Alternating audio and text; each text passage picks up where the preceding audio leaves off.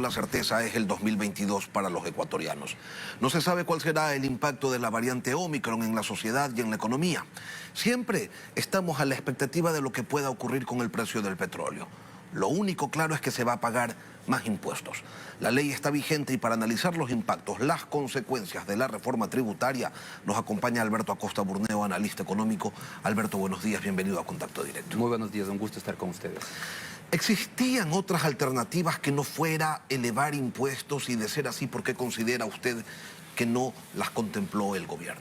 Bueno, hay que entender la lógica detrás de esta decisión. Es una visión que se ha venido aplicando durante los últimos 14 años y es una visión keynesiana, que cree que el dinero en manos del Estado tiene un efecto virtuoso, un efecto multiplicador. Cree que las personas ahorran y que ese ahorro es nocivo para el crecimiento. Es una visión de corto plazo, en donde cree que más vale $1 en mano del Estado, porque eso va a permitir impulsar la economía, que $1 de ahorro. La realidad es distinta. La realidad es que el ahorro es la fuente de crecimiento futuro en las economías. Entonces, la explicación por qué toman estas medidas es porque dentro de su lógica, reducir el ahorro es impulsar el crecimiento. Y esto se explica que subir impuestos es una manera de retirar ese ahorro de empresas y de personas para impulsar el gasto público, el consumo público, que creen que es la manera de sostener la economía en medio de una situación tan compleja como la del COVID. Una lógica que en la realidad se contradice de lo que se dijo en tiempos de campaña. Definitivamente, y se contradice con la realidad, porque las economías que crecen, ya vemos que el crecimiento no nace, el crecimiento orgánico no nace de más consumo impulsado por el Estado. Ya lo probamos en el Ecuador, lo probamos durante los últimos 14 años, durante toda la bonanza, y vemos que no fue capaz de impulsar un crecimiento sostenible en el país, porque no es el impulsar el consumo desde el Estado lo que genera un crecimiento sostenible, sino el impulsar el ahorro, inversión, el círculo virtuoso que permite elevar la producción y como consecuencia eleva el consumo. El gobierno se jacta de haber reducido dramáticamente el déficit fiscal. Lo que no se cuenta es que no ha habido ningún sacrificio por parte del Estado. Lo que no se cuenta es que en el 2021 hubo ingresos extraordinarios por una recaudación tributaria que superó las expectativas presupuestadas en más de $1.000 millones. Tampoco se refiere a los precios del petróleo que estuvieron por encima de giro nos regaló el Fondo Monetario Internacional. Entonces, ¿quién nos garantiza, Alberto, que un Estado con más recursos no sea un Estado que gaste más? Bueno, la realidad es que el presupuesto 2022 plantea un incremento en el gasto total, 1.000 millones adicionales. Entonces, 2022 el escenario es un Estado que tiene más ingresos, que tiene además, va a recaudar $800 millones de la reforma tributaria, pero también va a gastar más. Como tiene más plata, va a gastar más. Y esa ha sido la lógica durante los últimos 14 años. Cada reforma tributaria impulsa una nueva escalada del gasto.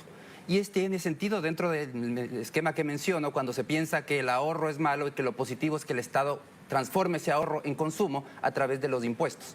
Pero la realidad, como vemos, es que no logramos contener el gasto público y el peso de seguir sosteniendo un Estado tan grande, recae en la población, recae en la inversión que se mantiene alejada, deprimida, y ese es el desafío. El desafío es cómo transformamos el entorno para ser atractivos para la inversión.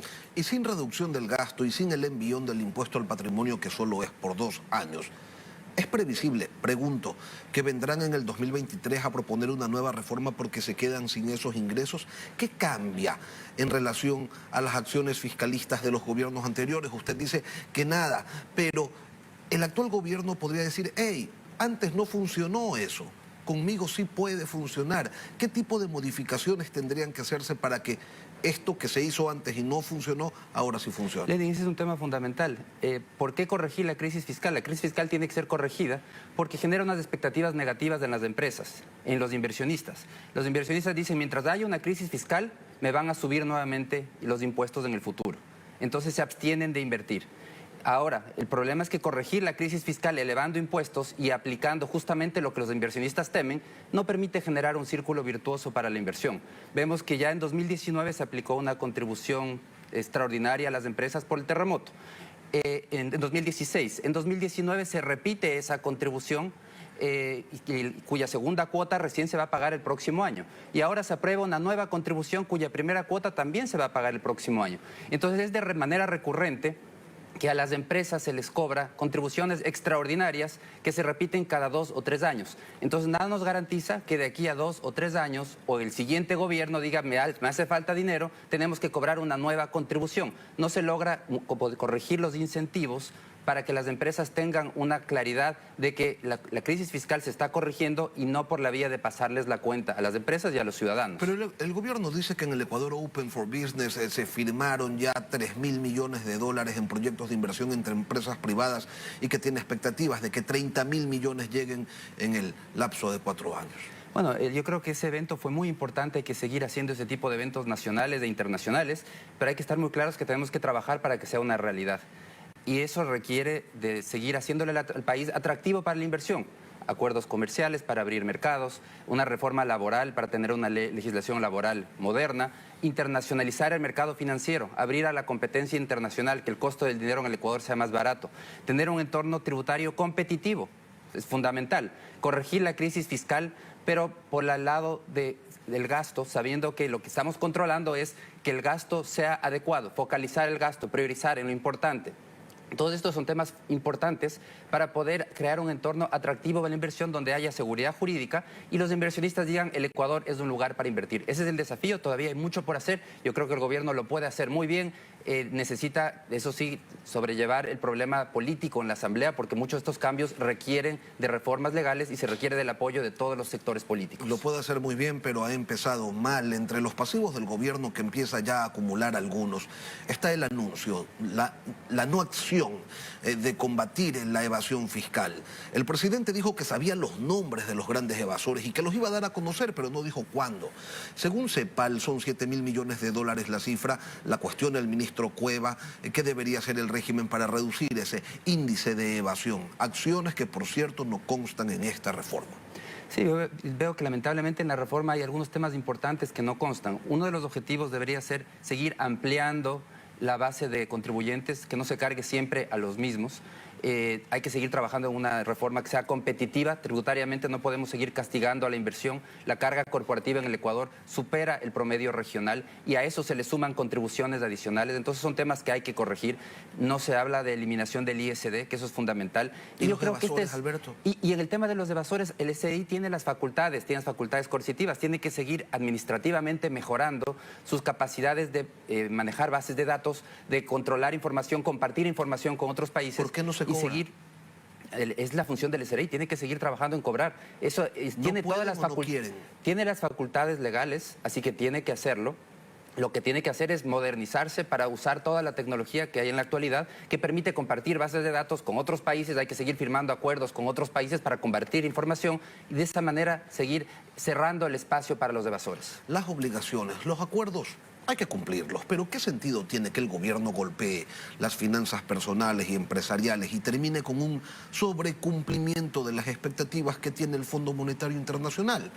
A la hora de las ofertas de campaña, el cumplimiento estricto ya no es una prioridad. Por ejemplo, incrementar el salario en $100 o eliminar el impuesto a la salida de divisas o reducir aranceles para que se pueda acceder a productos más baratos. Eso de repente ya no es prioritario y se convierte en una prioridad sobrecumplir, sobrepasar las expectativas que el Fondo Monetario tenía en relación a la acción político-económica del país. Sí, se entiende bajo esta lógica que menciono, que consideran en el Ministerio de Finanzas que $1 en manos del Estado es más beneficioso para la sociedad que $1 en manos de los ciudadanos. Creen que el multiplicador del gasto público, entonces dicen, en medio de esta situación compleja, lo que hay que hacer es seguir gastando, que el gasto público siga subiendo, y nos dicen incluso explícitamente que no es el momento de hacer recortes de gasto, pero sí es el momento de subir impuestos porque el dinero en manos del Estado va a ser mejor usado. Y eso explica ese objetivo fiscalista al final del día, que dice la reforma actual va a lograr una recaudación de 1.900 millones, 600 millones más de lo que se había planteado en el acuerdo con el Fondo Monetario. Entonces, desde una lógica fiscal, eso permite acelerar la corrección económica. Pero hay que estar muy claros que el objetivo fiscal no es el objetivo final de una economía. El objetivo final tiene que ser el crecimiento, la generación de bienestar. y la corrección de la crisis fiscal es solamente un mecanismo para alcanzar ese objetivo final. ¿Es realmente digerible el argumento de que la reforma tributaria no va a afectar a los más pobres, como si las empresas fueran a absorber el impuesto patrimonial y no fuera práctica común el trasladar ese impacto a los consumidores de bienes y servicios? Y una cosa más, Alberto, ¿es previsible un impacto de estas reformas en la generación de empleo que según el gobierno se ha recuperado ya en 350.000 plazas? Definitivamente va a haber un impacto, porque retirar dinero que hubiese sido usado para ahorrar, tanto en personas como en empresas, es quitarle ese combustible a la economía. El combustible de la economía y del crecimiento económico es el ahorro, que se transforma en inversión. Si retiramos ese combustible, las empresas posponen sus inversiones, hay menos ahorro disponible y eso significa menos inversión en nuevas plantas, menos generación de empleo. ¿Quiénes son los afectados? Los más afectados con este tipo de medidas. Quienes no van a recuperar un empleo, quienes tendrán que esperar más tiempo para que la economía acelere su ritmo de crecimiento y genere oportunidades. La ley tiene un sinnúmero de imprecisiones que hablan muy mal de las pericias lingüísticas de sus autores. ¿Qué debe constar en un reglamento que se supone debería aclarar el sentido de esta ley que tal como está, por ejemplo, no permite deducciones ni siquiera a las personas con enfermedades catastróficas y eso es sencillamente inaceptable? Bueno, el reglamento podrá aclarar ciertos temas que no quedaron claros en la ley, no puede modificar la ley. Entonces, los temas que han sido planteados y que han sido aprobados al final del día, sin la participación de la Asamblea, porque la Asamblea no ha contribuido en este proyecto, en mejorar el proyecto, siempre los proyectos son perfectibles y lamentablemente la Asamblea con su actuación se lavó las manos, dejó que pase un proyecto sin ninguna mejora y el reglamento algo podrá aclarar, pero no va a poder cambiar los temas de fondo.